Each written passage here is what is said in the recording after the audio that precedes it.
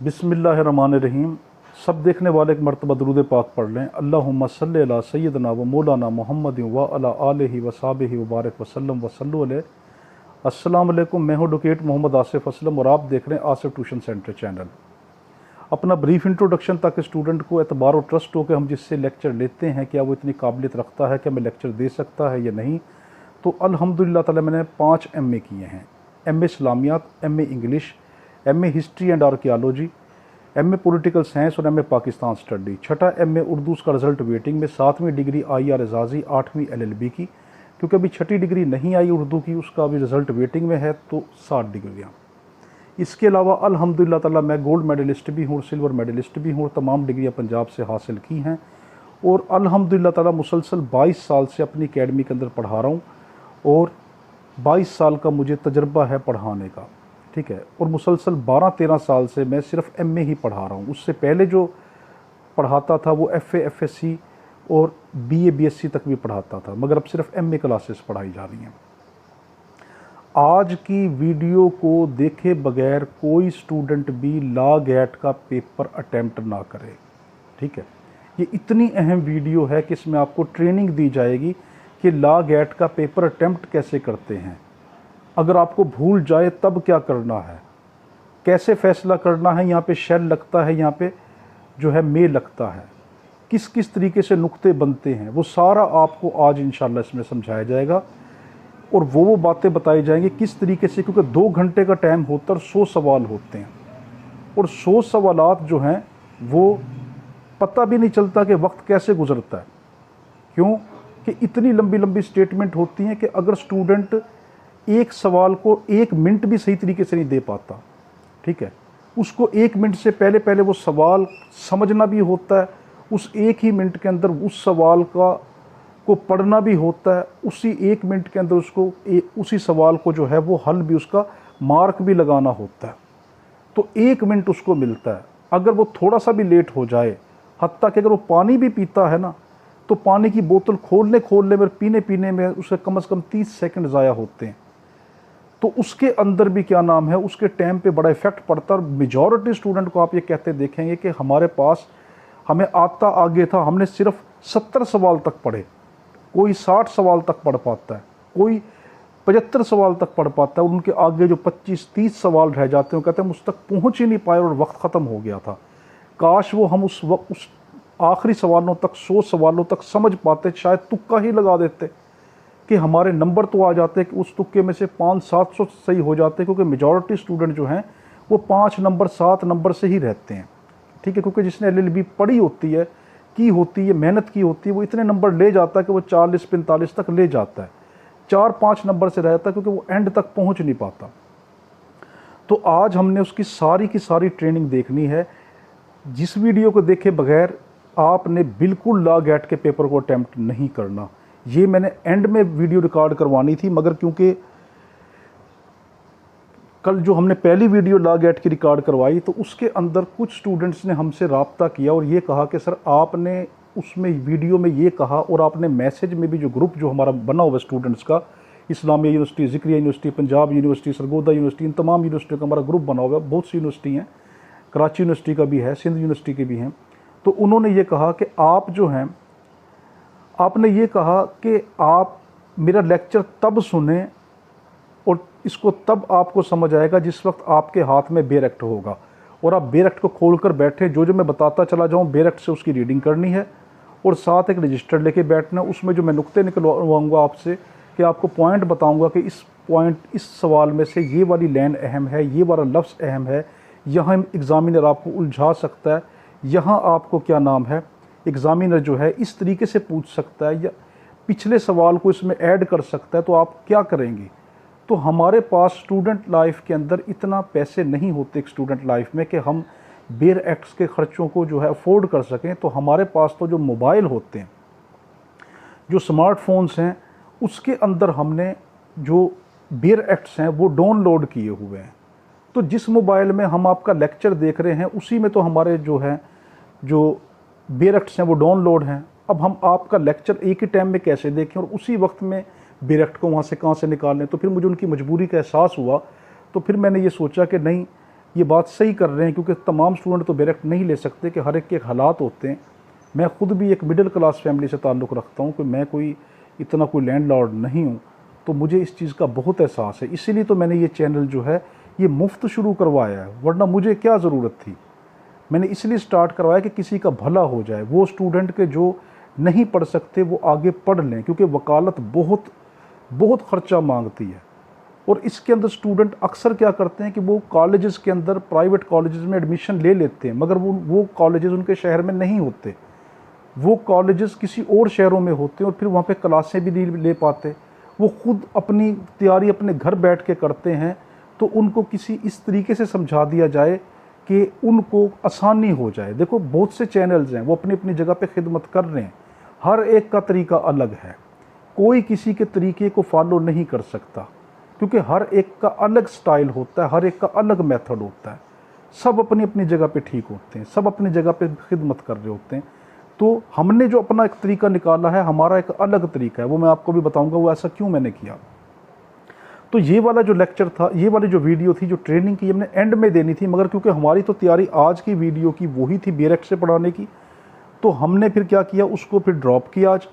तो इसलिए हमने क्या किया कि ये जो ट्रेनिंग वाली थी फिर आज ये दी। सोमवार वाले दिन से आपकी प्रॉपर जो है वो आपकी सेक्शन वाइज जो है वो बुक्स की, लॉ गेट की बुक आपकी तैयारी शुरू करवा दी जाएगी।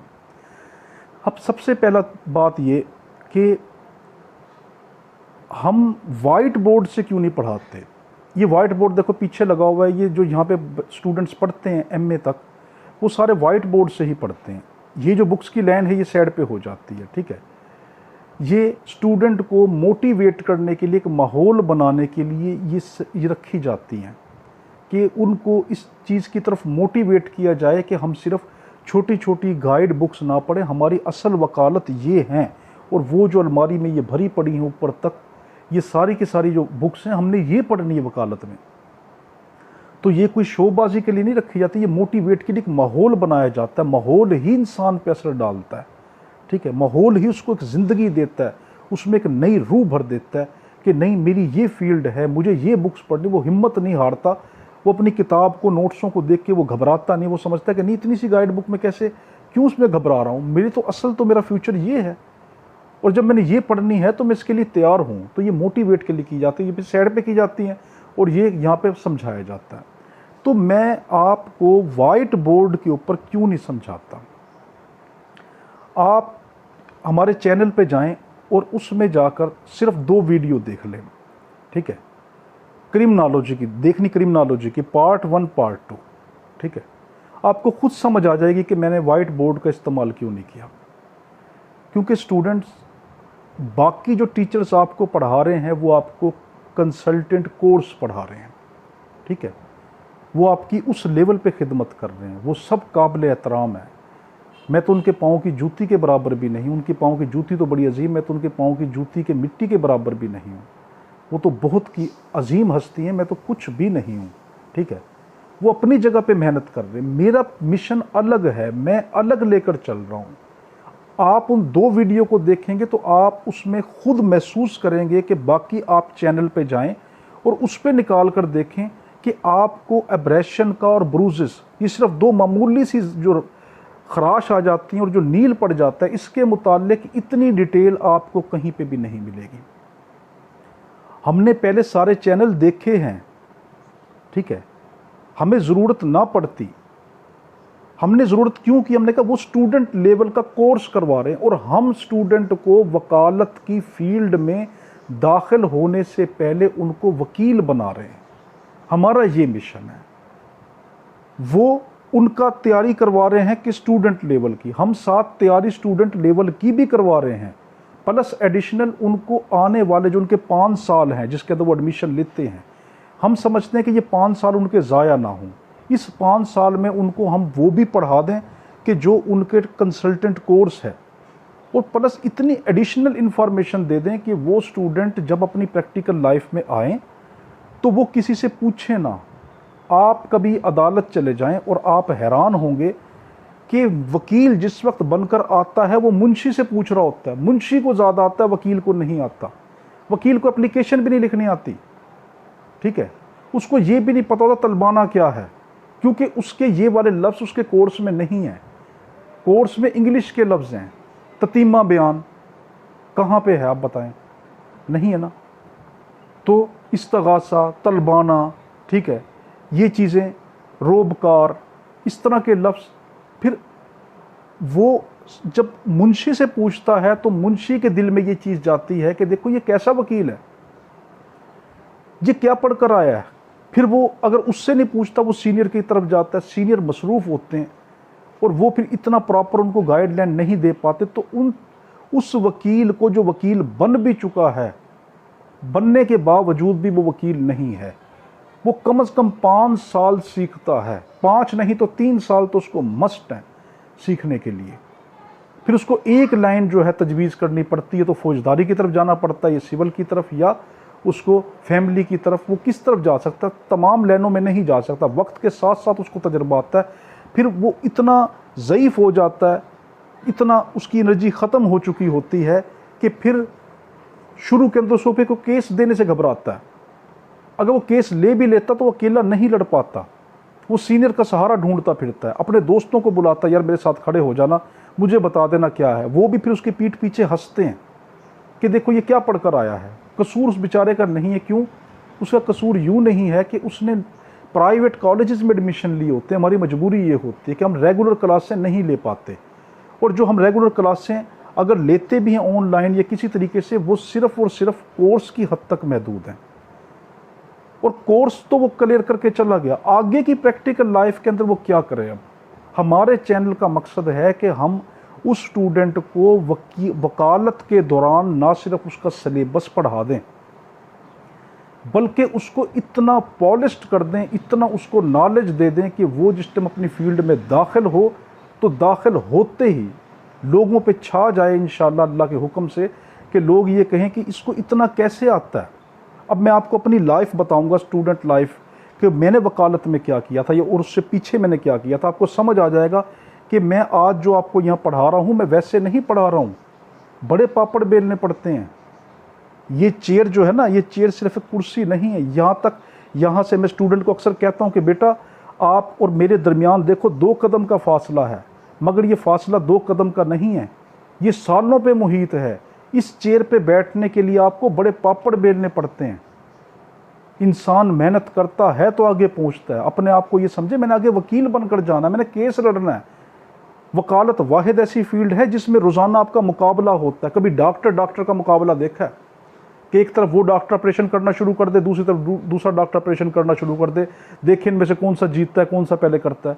ये टीचर पहले पढ़ाता है, ये टीचर पहले पढ़ाता है, ये इंजीनियर पहले पुल बनाता है, ये पहले बनाता है। जबकि वकालत वाहिद ऐसी फील्ड है, रोज़ाना आपका मुकाबला होगा, रोज़ाना आप कटहरे में, उसमें अदालत में खड़े होंगे, कटहरे में आपका मुलजिम खड़ा होगा, वो देखेगा ये मेरा कैसा वकील है, इसको कुछ भी नहीं आ रहा। दूसरा वकील इसको इतना एक के बाद एक इसको ऐसा आर्गूमेंट देता जा रहा है कि इसको समझ भी नहीं आ रही मैं क्या कर पा रहा हूँ। फिर इतना नेगेटिव असर क्लाइंट पे पड़ जाता है कि क्लाइंट उसको केस नहीं देता, वो बदनाम हो जाता है पूरी अदालत के अंदर कि इसको कुछ नहीं आता, दूसरों से पूछता फिरता है।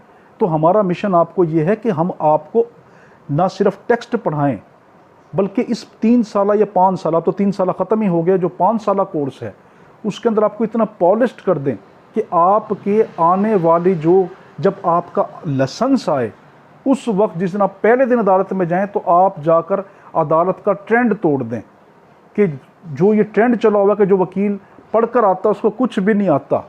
ठीक है, अक्सर अदालत में क्या कहा जाता है कि जो थ्योरी पढ़कर आते हैं वो कुछ और होती है, प्रैक्टिकल लाइफ कुछ और है। वो सही कहते हैं। क्यों?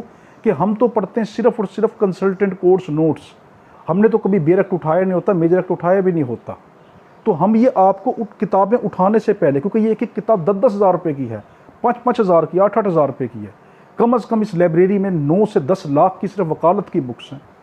ठीक है, तो अब एक स्टूडेंट लाइफ में कैसे चले? हम तो प्रैक्टिकल लाइफ में थे, क्योंकि अकेडमी थी अपनी, खर्चा अफोर्ड कर पाए, अल्हम्दुलिल्लाह अल्लाह ने करवाया। मेरी क्या औकात है, मैं तो एक रोटी का ज़र्रा हासिल करने के भी काबिल नहीं है, तो अल्लाह देता है।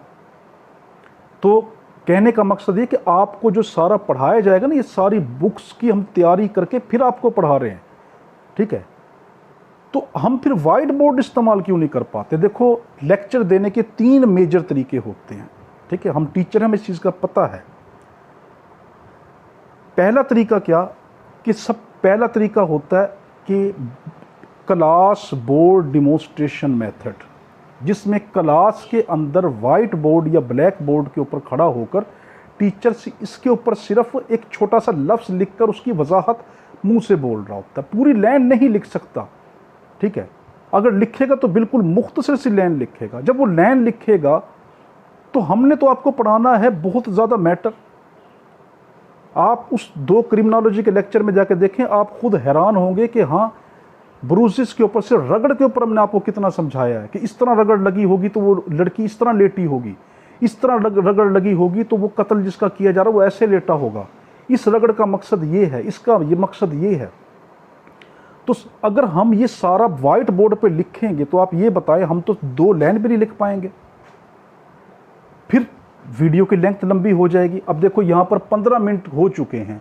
अब हमें ये भी देखना होता है कि अगर वीडियो ज़्यादा लंबी हो गई तो फिर ये अपलोड होने में बड़ा मसला होता है, फिर ये रुक रुक कर चलती है। और हाँ, यहाँ से चलो कि ये नुक्ता भी अभी जहन में आ गया कि अक्सर स्टूडेंट की शिकायत ये है कि ये वीडियो जब हम देखते हैं तो वो रुक रुक के चलती। तो हमने एक्सपर्ट से पता किया, उसकी 2 वजूहात हैं।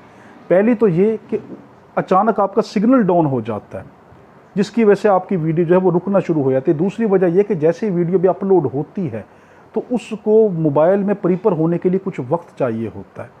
तो आप उसको जब आधे घंटे के बाद देखेंगे ना अपलोड होने के, तो फिर वो बिल्कुल सही चलेगी, ठीक है। तो इंशाअल्लाह ताला, तो अब क्या नाम है, तो हमने क्या कहा, वाइट बोर्ड का हम इस्तेमाल नहीं करते, ठीक। इस बोर्ड का क्यों, कि इस पर तो फिर हमने जो मैटर इतना देना है वो हम नहीं दे पाएंगे। हमारा मेन मकसद है कि आपको बैठ के समझा दें।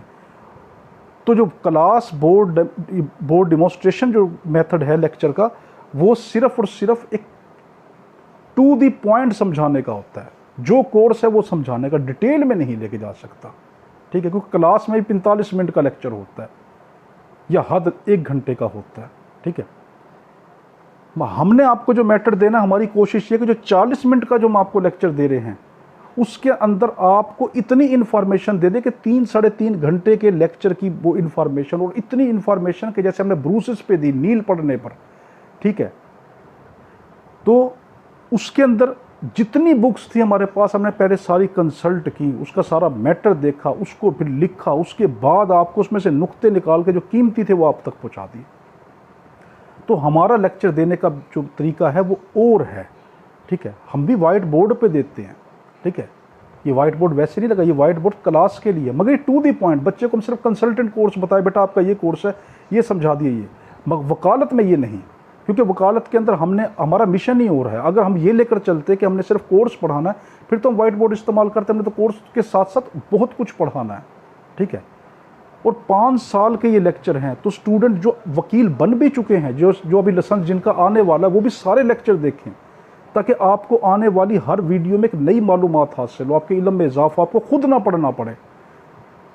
जो आपने पढ़ना वो हम आपको खुद निकाल के आप तक पहुंचा रहे हैं। उस 40-45 मिनट में आप तक इतनी इन्फॉर्मेशन दे देते हैं कि आप अगर उसको किताबों में पढ़ने के लिए बैठेंगे तो आपको बहुत ज़्यादा टाइम लग जाएगा, 2-2 दिन भी लग जाएंगे, ठीक है। तो इसलिए हम ये, और ज़्यादा पॉपुलर जो मेथड होता है, जो ज़्यादा नॉलेज पहुँचाता है, वो स्पोकन लेक्चर होता है। कभी डॉक्टर तहरुल कादरी साहब को बोर्ड पे पढ़ाते देखा है, कभी डॉक्टर जाकिर नाइक को कभी बोर्ड पे पढ़ाते देखा है, या किसी मुबल्लिग को बोर्ड पे पढ़ाते देखा है? नहीं ना। क्यों? उसके पास मैटर ज़्यादा होता है। जिसके पास मैटर ज़्यादा होगा बोर्ड इस्तेमाल ही नहीं कर सकता। जिसने ज़्यादा बताना हो, जिसने सिर्फ उतना बताना है कि जो बच्चे के काम की चीज़ है। जितने साथीज़ा पढ़ा रहे हैं आपके काम की बड़ी कीमती चीज़ें आपको पढ़ा रहे हैं, वो सिर्फ कोर्स तक कंसल्टेंट। हमारा मिशन और है, ठीक है। हम और प्लेटफार्म लेके चल रहे हैं, वो और प्लेटफार्म, सब अपनी अपनी जगह पे खिदमत कर रहे हैं, सबके सब कीमती हैं, ठीक है। तो दूसरी बात आपकी क्या कि ये जो फिर वो जो आपको जो लेक्चर देते हैं, डॉक्टर तहरुल कादरी साहब हैं, डॉक्टर जाकिर नाइक साहब हैं, डॉक्टर इसरार साहब हैं, ये कोई भी मुबल्लिग होगा वो कभी बोर्ड का इस्तेमाल नहीं कर सकता, क्योंकि उसने मैटर ज़्यादा देना है। वो जितनी देर में लिखेगा उसको, उतनी देर में उसका वक्त गुजर रहा है, उतनी देर में तो बैठ के बहुत कुछ आपको समझा देगा, ठीक है। तो हमारे लेक्चर में वाइट बोर्ड का इस्तेमाल नहीं है, ठीक है। तो ज़्यादा जो मैटर वाला लेक्चर होता है वो सिर्फ स्पोकन ही होता है। तीसरा मेथड जो हमने कल अपनाया था वो है reading and explanation lecture method, कि आपको लैन भी पढ़ाई जाए, उसकी रीडिंग भी की जाए, उसकी एक्सप्लेनेशन भी की जाए, फिर आपको उसका लेक्चर दिया जाए। मगर स्टूडेंट ने कहा कि हमारे बेरक्ट जो हैं वो हमारे उसमें हैं, तो फिर हमने वो तरीका जो है वो स्किप कर दिया, उसको हमने ख़त्म कर दिया, तो फिर हम वो नहीं कर रहे। तो हम अब जो है आपको सिर्फ नुक्ते निकाल के उसके देंगे। अब इसकी ट्रेनिंग 20 मिनट का हमारा हो चुका है। पहले थोड़ी सी मुख्तसर से आपको मोटिवेट करने के लिए, मैं किसी के पाँव की भाई जूती की मिट्टी के बराबर भी नहीं हूँ, किसी नाली के कीड़े की जो उसका जो गंदगी होती है, उसका पेशाब होता है, उसके कतरे के बराबर भी नहीं हूँ, वो मुझसे कहीं अजीम है। ठीक है, मैं सिर्फ आप स्टूडेंट को मोटिवेट करने के लिए आपको ये बता रहा हूँ, कोई शोबाजी की वो नहीं है। और जो मैं शुरू में आपको बताता हूँ ना कि हाँ मेरी तालीम ये है, ये क्यों कि नेट पर इतनी ज़्यादा फेक इन्फॉर्मेशन आने लग गई है कि मैं खुद जब कभी कोई नेट देखता हूँ मैं ये समझता हूँ यार ये बंदा झूठ तो नहीं बोल रहा है, ये न्यूज़ फलां तो नहीं है। ऐसे ऐसे एक्टर्स में नाम नहीं ले रहा, उन बेचारों के बारे के अंदर ये लिख देते कि उसका इतने बजे जनाजा है। मैंने खुद एक ऐसे सिंगर, पाकिस्तानी सिंगर को देखा, वो बेचारे इतने गम से नढाल थे, उसने कहा मेरी फैमिली कितनी परेशान हुई, मैं बाहर था, मुझ पे फ़ोन आ रहे हैं कि हाँ आपकी तबीयत ठीक है या नहीं, और उनके घरों पे फ़ोन आ रहे हैं कि उनका जनाजा कितने बजे है। तो उस चीज़ से बचाने के लिए कि बच्चे को एतबार हो कि जिससे हम लेक्चर ले रहे हैं वाकई ऑथेंटिकेट है। यूनिवर्सिटीज़ का मेथड है कि यूनिवर्सिटी में जिस टाइम टीचर पढ़ा रहा होता है वो अपना पहले इंट्रोडक्शन करवाता है, ठीक है, कि मैं फ़लाँ डिग्री याफ्ता हूँ, मैं फ़लाँ हूँ, ठीक है। अदालत में भी जिस टाइम केस लगता है तो आप ये करते हैं ना कि जिस टाइम कोई शख्स आता है उससे पूछते हैं ना आप कौन हैं, वो कहता है जी मैं डॉक्टर हूँ, आप इस फील्ड में क्वालिफाइड हैं, हाँ। वो क्यों पूछता है? क्यों कि कंफर्म हो जाए कि ये इस फील्ड का एक्सपर्ट है, ठीक है। तो इसलिए हम बताते हैं। तो ये जो मैं अब आपको बता रहा हूँ ना, ये मोटिवेट कर रहा हूँ। पहली चीज़ तो ये, मैं लॉ के अंदर ना सन 2011 में आया था, ठीक। उस वक्त मैं एकेडमी में इतना रश था कि हद से भी ज़्यादा। अब मैंने बहुत कम कर दिया क्योंकि मैंने अपनी लाइन लॉ की तजवीज़ कर ली है और किताब लिखने की कर ली है। तो स्टूडेंट के सिर्फ एक कंसल्टेंट ग्रुप रख लिया, ठीक है। तो 2011 में आया और मेरे बड़े मोहतरम, बड़े ही नाइस और बड़े ही एक्सपर्ट उस्ताद, खानपुर की फील्ड में किंग थे वो। अल्लाह उनको जन्नत नसीब करे, उनकी औलाद पे रहम करे, उनके घर के ऊपर रहम करे, अल्लाह उनके दर्जात बुलंद करे। डॉक्टर क्या नाम है, राणा लियाकत एडवोकेट साहब, ठीक है। राणा लियाकत एडवोकेट साहब जो थे वो मेरे उस्ताद थे। मैं उनके पास 1.5 साल रहा हूँ। अभी मेरा पहला साल था, मैंने अभी एडमिशन लिया था। मैं आपको इसलिए मोटिवेट कर रहा हूँ कि देखो आपने इस तरह मेहनत करनी है। जिस दिन मैंने पहले साल में वकालत के एडमिशन लिया 2011 में, मैं पूरी वकालत 3 साल की पढ़ चुका था एडमिशन लेने से पहले, अल्हम्दुलिल्लाह।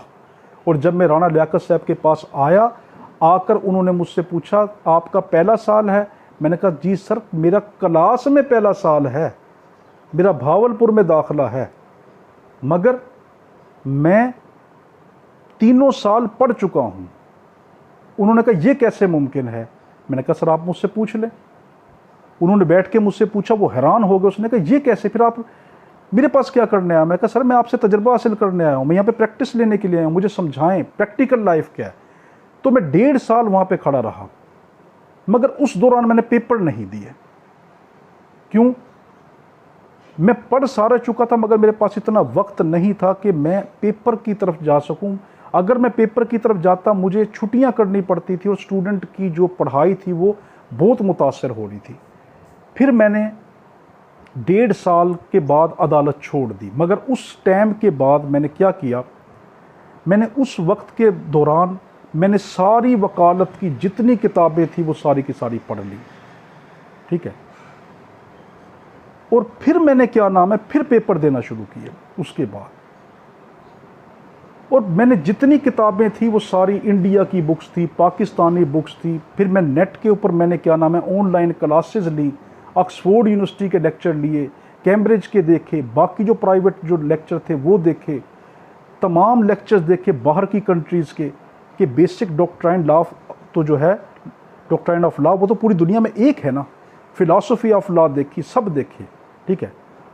देखिए ये सेशन, ये क्या नाम है, सिविल जज की बुक्स हैं, वो पीछे सेशन की वहाँ पड़ी हुई है, ये पूरी की पूरी ये हथियारों की किताबें हैं, ये सारी पढ़ ली।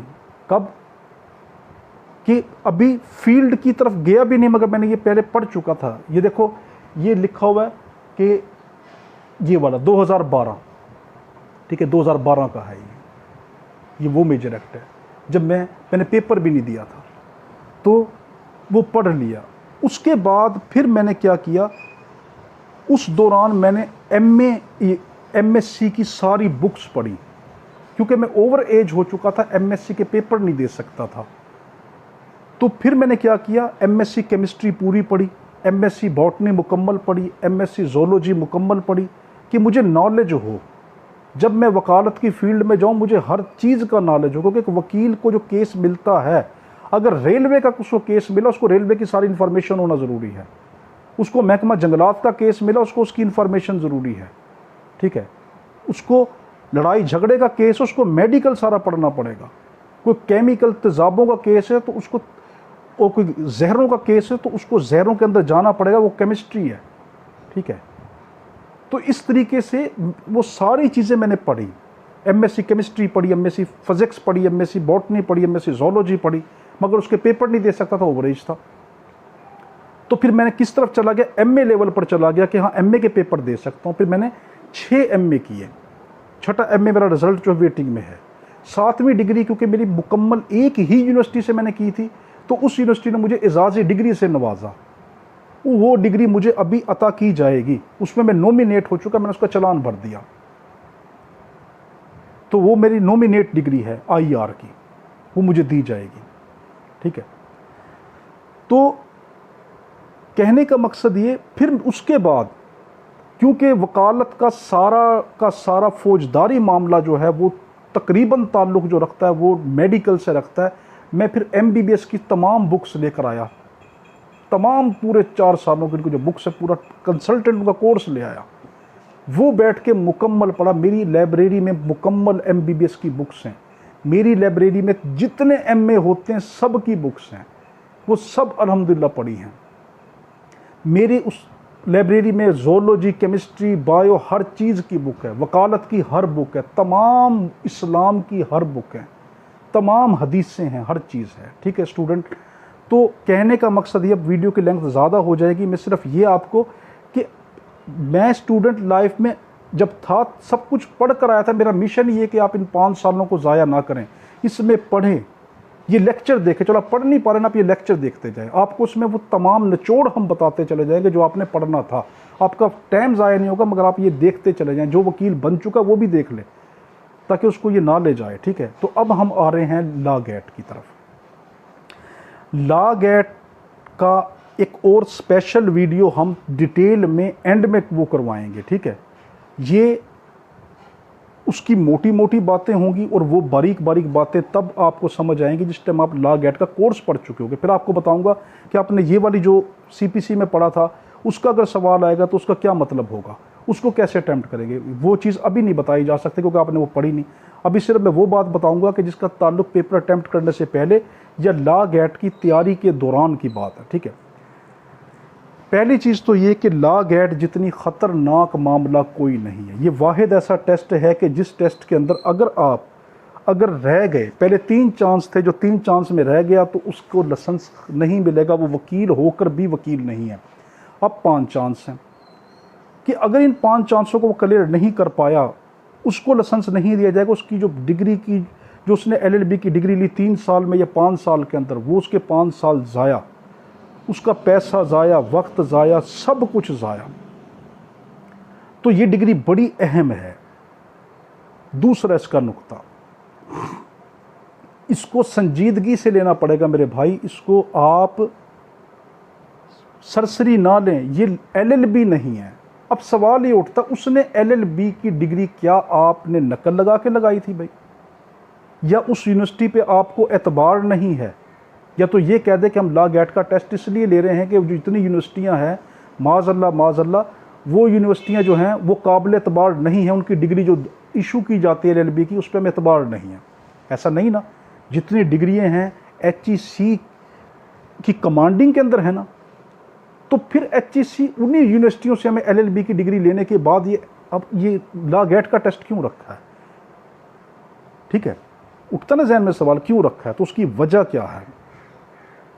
पहले लॉ गेट का मतलब समझिए। Law gate, law graduate assessment test, अंदाज़ा लगाना, तुखमिया लगाना, ठीक है, आपको छानबीन करना कि आप क्या हैं।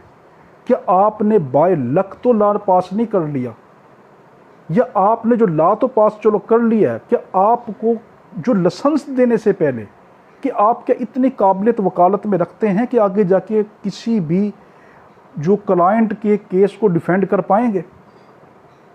जिसने अपना घर बाहर बेचकर, कर्जे लेकर, सूद पे पैसा उठाकर आपकी फीसें भरी हैं, जिसने इतना खर्चा किया है, जिन पे जुल्म हुआ है, वो आपके पास चल कर आया है, क्या आप इतनी काबिलियत रखते हैं कि उसके केस को डिफेंड कर लें? आपने कोई ऐसा केस ले लिया जो कत्ल का केस है फॉर एग्जांपल, और आपको उसका पता ही नहीं है कि मैं इसमें से नुक्ते कैसे निकाल लूँ, तो आप तो उस बंदे को जिसने आप पे भरोसा किया, अपनी ज़िंदगी आप तक सौंप दी, आपने तो उसको फांसी के तख्ते तक पहुँचा दिया। तो ये चीज़ देखने के लिए उन्होंने लॉ गेट रखा है कि हम उसका तुखमिया लगाएं। ठीक है, अब इस पर मुख्तलिफ व्यू हैं। कुछ लोग कहते हैं कि ये होना चाहिए, नहीं होना चाहिए, हम इसमें नहीं पढ़ते, ये मामले उनके हैं। हमारा मामला तो सिर्फ है कि जो चीज़ है तो हम उसको लेके चल रहे हैं, वो सही है या गलत वो हम उसमें नहीं पढ़ते। दूसरी चीज़ ये कि लॉ गेट का 2022 का 24 जुलाई के टेस्ट ने प्रूफ कर दिया उन स्टूडेंट के अंदाज़ों को जो कोई कहता था फ़लाँ MCQs पढ़ लें, फ़लाँ नोट्स को पढ़ लें, फ़लाँ जो है 3 साल 2 साल लॉ गेट के अंदर जो सवाल रिपीट हुए उन्हीं को पढ़ लें। नहीं, इस लॉ गेट के अंदर उसने बेयर एक्ट को छान मारा। अब स्टूडेंट यहाँ पे चीख रहा है कि भाई उसने सवालों में पूछा यहाँ पे मे लगेगा या शेल लगेगा। अब हम जो हैं ये तो मे और शेल तो इंग्लिश का लफ्ज़ है। नहीं नहीं नहीं, आप लॉ गेट की तैयारी अगर आपने बेयर एक्ट से की है तो आप बेयर एक्ट को पहले पढ़ें तो सही, आपको समझ आ जाएगा कि शेल का मतलब क्या है। शेल जिस लीगल अथॉरिटी पे, जिस ऑफिसर पर, जिस शख्स पर शेल लग जाएगा वो ड्यूटी बाउंड हो जाएगा, पाबंद हो जाएगा उसको करके देने का। अगर वो नहीं करेगा तो वो रीज़न लिखेगा, बताएगा मैं ऐसा क्यों नहीं कर रहा हूँ। ठीक है, जहाँ मे लिखा होगा, अब उस शख्स पे जिसके बारे में मे लिख दिया गया वो इतना पावरफुल बना दिया गया कि तमाम काम उसकी सवाबदीद पे छोड़ दिया गया। वो चाहे तो करे चाहे तो ना करे, वो पाबंद नहीं है। ठीक है, जिस तरह रिमांड, इसमें मे का लफ्ज़ आया कि मे ग्रांट दी रिमांड, मजिस्ट्रेट मे ग्रांट दी रिमांड, मजिस्ट्रेट जो है वो रिमांड दे सकता है। अब सारा का सारा अथॉरिटी मजिस्ट्रेट के ऊपर डाल दी, वो चाहे तो दे चाहे ना दे, उसको पूछने वाला कोई नहीं। कोई ये नहीं कह सकता आपने क्यों नहीं दिया रिमांड। मे का लफ्ज़ आ गया कि जब अगर पुलिस पिछले रिमांड के दौरान अगर उन्होंने कोई प्रोग्रेस नहीं की होगी वो आगे देने से इनकार कर सकता है। May refuse to grant the further remand, वो अगले रिमांड को देने से ग्रांट जो है ग्रांट करने से रिफ्यूज़ कर सकता है, इनकार कर सकता है, उसको कोई पूछने वाला नहीं। अगर लिखा होता कि शेल ग्रांट दी रिमांड तो वो ज़रूर देता, अगर नहीं देता लिख के देता। तो देखो ये नुक्ते हैं। तो इसके अंदर मैंने आपको ये कहना है कि आपने पहले तो लॉ गेट को बेयर एक्ट से पढ़ना है। हम आपको अब एक एक नुक्ता निकाल के दिखाएंगे। ठीक है, कि एक एक नुक्ता निकाल कर दिखाएंगे कि इस नुक्ते को इस वाले सेक्शन में, ठीक है, जिस तरीके से हमने अभी PPC का सेक्शन देखा जहाँ पर उसने लिखा पब्लिक, या जहाँ पे उसने लिखा मैन एंड वुमेन, पब्लिक और मैन और वुमेन में वो लिख सकता है कि in public the company and association are also included. क्या सही है या गलत?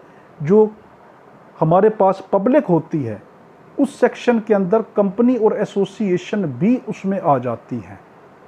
अब देखो गलत हो गया, स्टूडेंट ने समझा कि हाँ पब्लिक है, इसके अंदर अब जो अंजुमनें आ रही हैं, इसके अंदर क्या नाम है, इदारे आ रहे हैं, इसके अंदर कंपनी आ रही, कंपनी में तो लोग होते हैं। अब उसने कहा ठीक, वो गलत। क्यों? पब्लिक में सिर्फ लोगों की जमात आती है। वो कहेगा in public a single person is also a single person may also be called as a public. एक सिंगल पर्सन ही पब्लिक कहला सकता है, गलत।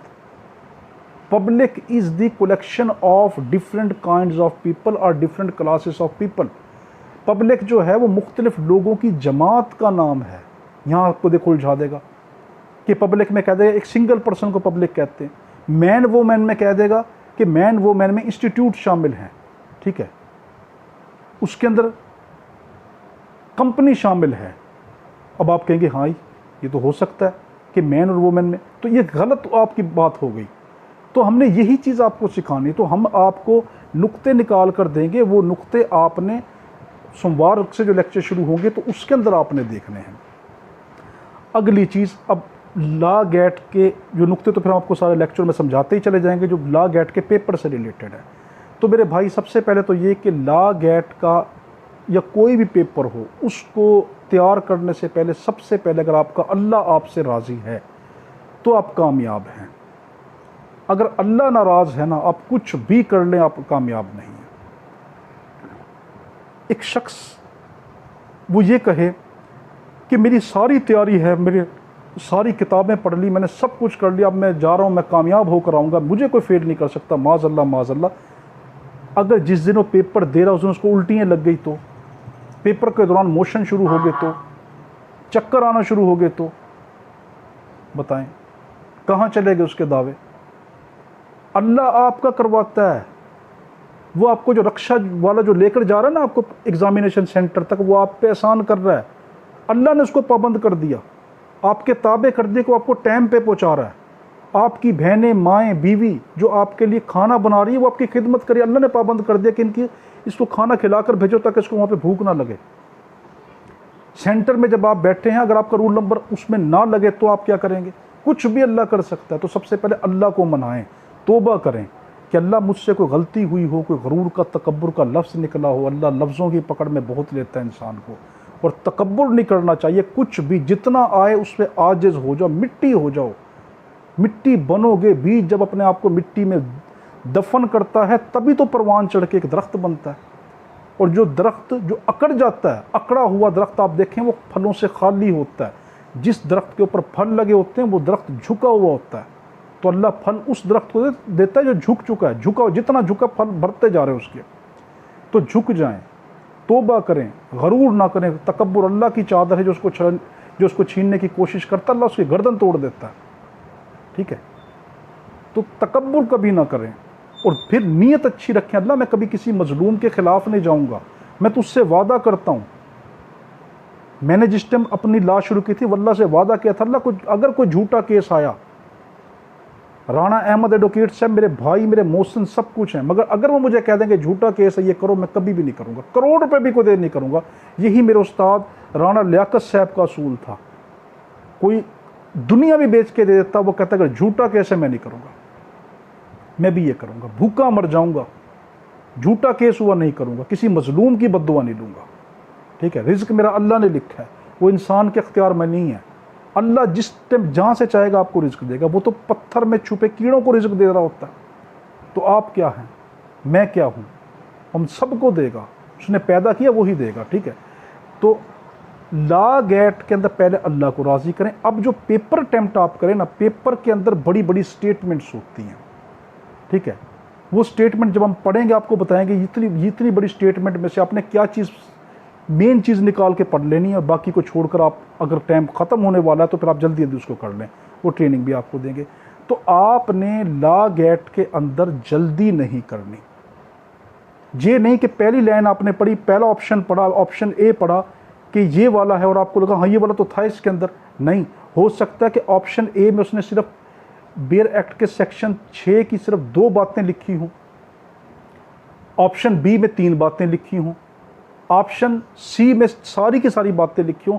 अब ऑप्शन ए जिसमें 2 बातें थी वो गलत हो गया, जिसमें 3 बातें थी गलत हो गया, जो आखिरी है वो सही है। क्या पता आखिरी जो तीसरा है उसके अंदर उसने लिखा हो सारी बातें, मगर एक बात जो है और सारी बातें लिख दी ऊपर की मिलाकर और नीचे लिख दिया ऑल आर करेक्ट। तो ना ए सही, ना बी सही, ना सी सही, बल्कि डी ऑल वाला सही, ठीक है। फिर ये कि लॉ गेट के अंदर आपको सिर्फ और सिर्फ 1 मिनट मिलता है एक पूरी स्टेटमेंट को पढ़ने का। आपने अपनी नींद पूरी करनी है, जहन को फ्रेश रखना है, तैयारी पहले से पहले करके रखनी है, हर चीज़ अल्लाह पे छोड़ के जानी है। पेपर से पहले बिल्कुल किताब को टच ना करें, क्योंकि आप इंसानी जहन की ये रूल है, मेडिकल का फैक्ट है कि जब हम एक चीज़ को देख लेते हैं ना, हमारे जहन में मेमोरी प्रिजर्व हो गई। जब हम, क्योंकि हमने जिस टाइम वो देखा था, हमने तफसील से उसको देखा था। अगर वही वाली चीज़ हम जल्दी में दोबारा देखेंगे, अब जो पहले वाली जो थी वो ख़त्म और जो दूसरे वाली जो है मेमोरी वो रहेगी। सिंपल मिसाल, आपने मैसेज लिखा मोबाइल पर, तफसील से लिखा, आप पहले मैसेज को डिलीट करके दूसरा मैसेज लिखें जल्दी के अंदर, और वो सारी बातें आप लिख सकेंगे? नहीं लिख सकेंगे। तो यही आप पेपर से पहले बिल्कुल ना देखें, ख़त्म कर दें, जहन को फ्रेश करें, अल्लाह पे तवक्कल करें, तवक्कल अल्लाह। माँ बाप की दुआएं लेके जाएं, बुज़ुर्गों की दुआएं लेके जाएं, बच्चों की दुआएं लेके जाएं, कोई खिदमत का काम करके जाएं, ठीक है, किसी का दिल दुखा के ना जाएं। फिर जब एग्ज़ामिनेशन सेंटर के अंदर बैठो, तमाम चीज़ें अपनी देखें कि मेरे पास तमाम चीज़ें हैं या नहीं। अब पेपर आए तो सबसे पहले आपने क्या करना है कि आप पहला सवाल पढ़ रहे हैं और पहला सवाल आपको ये लगा कि ये वाला जो सवाल है ये मुझे मुश्किल नज़र आ रहा है। 41 मिनट की हो गई है, तो इसकी प्रॉपर तफसील से वीडियो हम आपको बाद में बताएंगे, क्योंकि वो वीडियो होगी ही तब समझाई जा सकती है जब मैंने आपको पढ़ाया होगा। मैंने आपको पढ़ाया ही नहीं तो मैं कैसे कह सकता हूँ कि CPC की जो है वो PPC की सेक्शन जो है वो नो ये कहती है, तो आपने उसमें से ये लिखना है। वो जो पढ़ेंगे फिर आपको मैं क्या कहूँगा, वो फलां सेक्शन पढ़ी थी ना, अब वो वाली सेक्शन अगर यहाँ पर आ जाएगी तो उसमें से आपने फलां नुक्ता निकाल लेना, बाकी सेक्शन को छोड़ देना अगर आपके पास वक्त नहीं है तो, ठीक है। तो यहाँ पर क्या कि आपने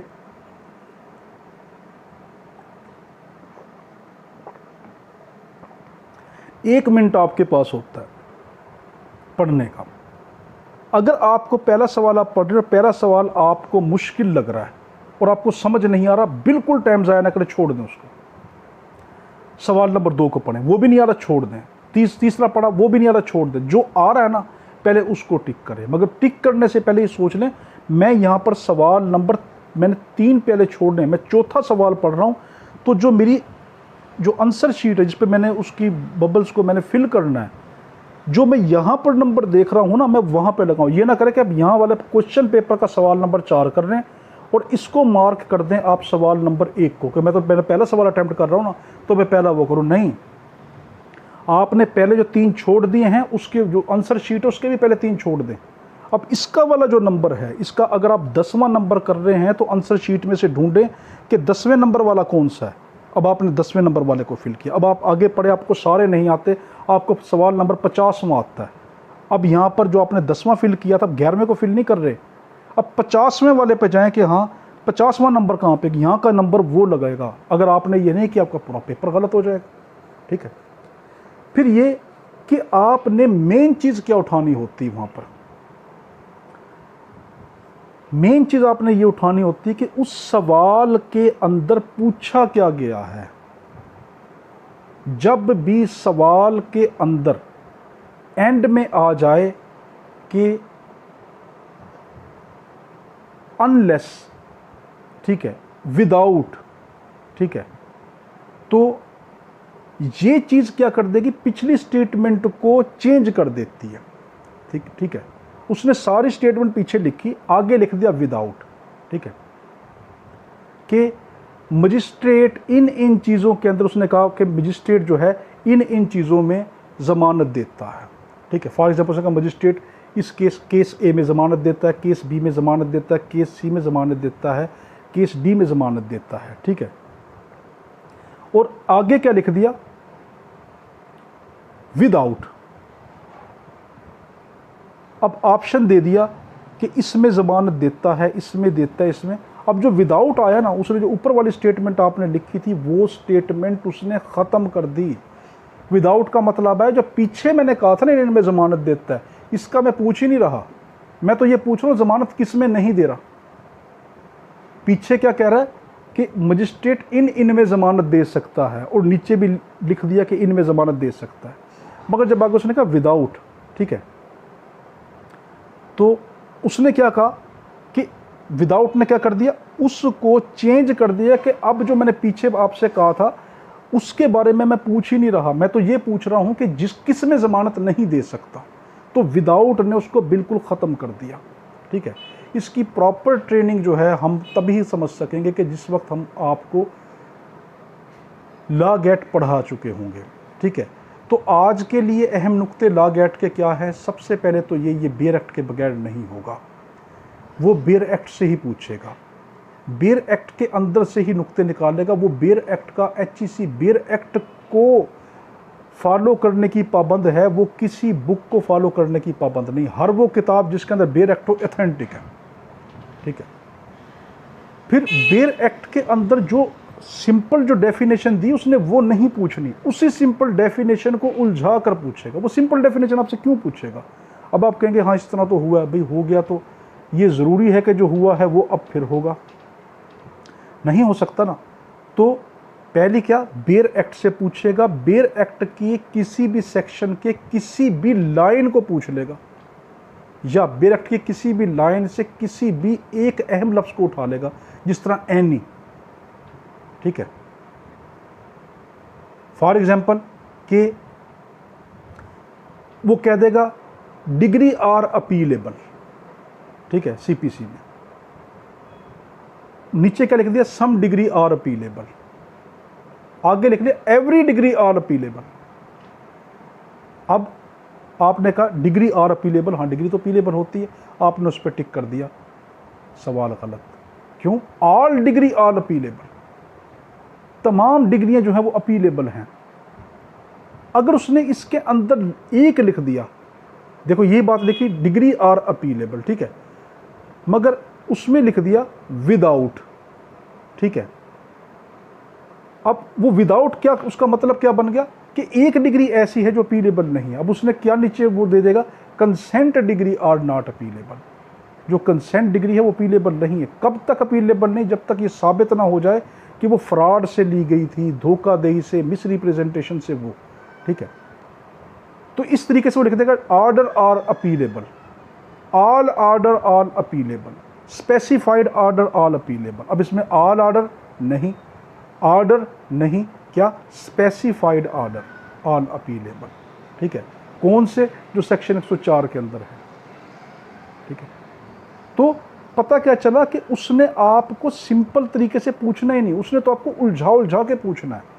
हमने यही ट्रेनिंग लेनी है। और ये ट्रेनिंग कैसे होगी, ये ट्रेनिंग तब होगी जब बेयर एक्ट आपके पास होगा। बेयर एक्ट बेशक आपके मोबाइल के अंदर हो, हमने आपको अब नुक्ते निकाल के देने हैं। मैंने ये बताना है कि हाँ CPC का या PPC का, CRPC का सेक्शन नंबर 3, इसमें से अहम अहम नुक्ता कौन सा, वो लिखो। आप उसको लिख लेंगे रजिस्टर पर। इस अहम नुक्ते का मैंने नुक्ता नंबर में जो बताया, इस में का वो इस्तेमाल कहाँ पे करेगा, शैल के लफ्ज़ का इस्तेमाल कहाँ करेगा, अनटिल का लफ्ज़ आ जाएगा तो उसका मतलब क्या बन जाएगा, अनलेस का मतलब आ जाएगा तो क्या बन जाएगा, विद का मतलब आ जाएगा तो क्या बन जाएगा, विदाउट का मतलब आ जाएगा क्या बन जाएगा, मे बी का लफ्ज़ आ जाएगा तो क्या बन जाएगा, मे आ जाएगा तो क्या बन जाएगा, शैल का लफ्ज़ आ जाएगा क्या बन जाएगा, शैल हैव आ जाएगा तो क्या बन जाएगा। ठीक है, फिर इस लाइन को वो कैसे तब्दील कर सकता है, एक छोटा सा लफ्ज़ देकर पिछली पूरी स्टेटमेंट को किस तरीके से 100% बदल सकता है, 180 के एंगल पे ले जाएगा। ठीक है, सिंपल मिसाल ये है कि गाड़ी ने जाना था कराची, इंजन कराची के साइड पे लगा, उसने उठा के इस साइड पे लगा दिया, अब वो कराची नहीं जा रही, वो लाहौर साइड पे जा रही है। ठीक है, तो डायरेक्शन ही चेंज कर देगा वो। तो ये सारी प्रॉपर ट्रेनिंग होगी मेरे भाई। ठीक है, क्योंकि वीडियो की लेंथ बहुत हो गई, मैं कुछ और बातें भी बताना चाहता था, मगर क्योंकि जो हमारा एक्सपर्ट है जिससे मैंने पूछा कि मैं किस तरीके से करूँ कि वीडियो ज़्यादा जो है वो बार बार अटके ना, तो उन्होंने फिर यही कहा कि आप उसकी लेंथ जो है वो कोशिश करें वो ज़्यादा ना हो। ठीक है, तो इसकी आखिरी ट्रेनिंग के अंदर एक एक नुक्ता समझाया जाएगा। मगर आज की वीडियो में आपको जो असल मैसेज दिया गया वो ये कि लॉ गेट को बेयर एक्ट के बगैर, कोई टीचर ये कह दे कि बेयर एक्ट के बगैर पढ़ा जा सकता है, मैं नहीं समझता कि कोई टीचर ऐसा कहेगा, नहीं कहेगा। ठीक है जी, वो कभी भी नहीं कहेगा। हाँ, वो ये कह देगा बेयर एक्ट पढ़ने के बाद ये MCQs कर लें, वो तो मैं भी कहता हूँ आप करें प्रैक्टिस के लिए, मगर जब बेयर एक्ट पढ़ेंगे तो कर सकते हैं, बेयर एक्ट को समझे बगैर नहीं। अब तो बड़े बड़े टीचर्स ये लफ्ज़ कह रहे हैं, मैंने उनके कमेंट सुने, वो कहते नहीं 2024 का जो 24 जुलाई का 2022 का जो टेस्ट था, इसने साबित कर दिया कि अब आगे आने वाला, उसने अपना ट्रेंड बता दिया, मैं पूछूंगा ऐसे ही। उसने अपना माइंड बना लिया HEC ने कि अब मैं इसी तरीके से पूछूंगा। मैंने ला गेट के अंदर से जो है, बेरेक्ट के अंदर से ही पूछना, उलझा के पूछना है। आपको लाइन कुछ और लग रही है, वो पूछ कुछ और लग रहा है, एक लफ्ज़ ने उसको मुकम्मल चेंज कर दिया। यही हमारी ट्रेनिंग होगी, ठीक है। समझदार वो होगा कि जो हमारी ट्रेनिंग को लेने से पहले, लेक्चर को लेने से पहले, वो किसी सीनियर के पास जाए जिन्होंने 2-2, 3-3 मरतबा ला गेट दे दिया है, उनसे पूछे भाई आपने ऐसी क्या गलती की थी। वो आपको यही बताएंगे भाई हमने बेरेक्ट पढ़ भी लिया था मगर समझा नहीं था, उसमें से नुक्ते नहीं निकाल लेते। या कोई कहेगा मैंने बेरेक्ट नहीं पढ़ा था, मैंने MCQs किए थे। कोई कहेगा मैंने सरसरी बेरेक्ट पढ़ा था। सिर्फ बेरेक्ट पढ़ना ही काफ़ी नहीं, समझना ही काफ़ी नहीं, बल्कि उसमें से नुक्ते निकालने हैं और ये समझना इस नुक्ते का इस्तेमाल वो कहाँ पे करेगा, मेन ये है, ठीक है जी। तो आज का यहाँ तक का था। कोई क्वेश्चन हो तो आप पूछ सकते हैं। सोमवार से हमारी ट्रेनिंग शुरू होगी, तो ये वाली जो वीडियो आपने ज़रूर देखनी है। इसको देख लेंगे तो आपको उसकी संजीदगी का पता चल जाएगा कि संजीदगी क्या है, प्लस मोटिवेट हो जाएंगे कि हाँ मैंने वकालत के पीरियड के दौरान स्टूडेंट लाइफ में ही सब कुछ करना है, ताकि जब मैं आऊँ तो मैं मंजा हुआ वकील बनूँ, मुझे हर चीज़ आती हो, मैं मुंशियों से ना पूछता फिर मेरा मजाक ना बन जाए। मेरे जब रिश्तेदार मेरे पास केस लेकर आएंगे, भाई इसका मतलब क्या है, अब मैं कहूँगा है ये तो मुझे आता ही नहीं। वो आपको लेकर आए, देखो ये पर्चा हुआ है, इस पर ये दफ़ा लगाई, इसका मतलब क्या है। अब आप क्या करेंगे जब आपको बेरेक्ट, आपने मेजर एक्ट पढ़ा ही नहीं, आपको सेक्शन का पता ही नहीं, अब आप क्या कहेंगे सेक्शन का मतलब क्या होता है, 337A1 का मतलब क्या है, ठीक है, 338 का मतलब क्या है, 311 का मतलब क्या है, ठीक है, 377 का मतलब क्या है। फिर आप क्या कहेंगे, अच्छा मैं भी किताब निकाल के देखता हूँ, क्योंकि ये कैसा वकील, ठीक है। तमाशा बन जाओगे भाई, तमाशा बन जाओगे। बेहतर है स्टूडेंट लाइफ में पढ़ो। डॉक्टर जब डॉक्टर बनकर आता है वो पढ़कर आता है, टीचर जब टीचर बनकर आता है, इंजीनियर जब इंजीनियर बनकर आता है पढ़कर आता है। स्टूडेंट लाइफ में कोई नहीं पढ़ता, ठीक है। वो मरीज़ का इलाज चेक करने से पहले ये नहीं करते कि एक हाथ से किताब देख रहे हैं और एक हाथ से नब्ज़ देख रहे हैं कि इसकी नब्ज़ इस तरह कर रही है, इसकी स्टेथोस्कोप के ऊपर रीडिंग ये जा रही है, तो इसका मतलब अब क्या ढूंढूं, ठीक है। ये ट्रेंड छोड़ दें, स्टूडेंट लाइफ में पढ़ें। आप वकील हैं, प्रोफेशनल डिग्री है, ठीक है जी। अल्लाहुम्मा सल्ली अला सय्यिदना मौलाना मुहम्मद व अला आलिहि व सल्लम। अल्लाह हाफिज़।